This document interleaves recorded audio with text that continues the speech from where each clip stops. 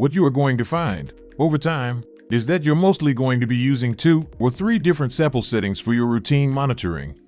As you start to use the ApexZ, you're going to find that you're using the same sample settings in certain locations.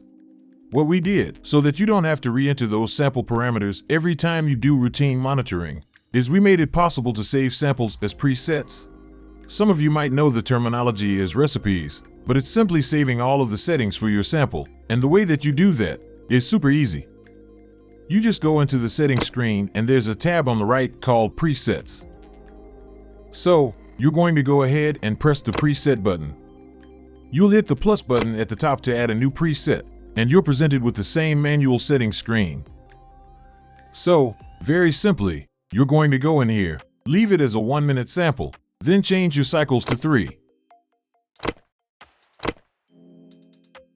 Now jump to the bottom of the screen to name it. Let's name it 1 minute, 3 cycle. Press apply, save, and you're all done. So now when you go back to your home screen and go to change your sample settings, you'll go ahead and touch the sample window, and now you're presented with that exact preset. Now you have the choice to select a preset, or just go in, hit the manual button, and program a new one.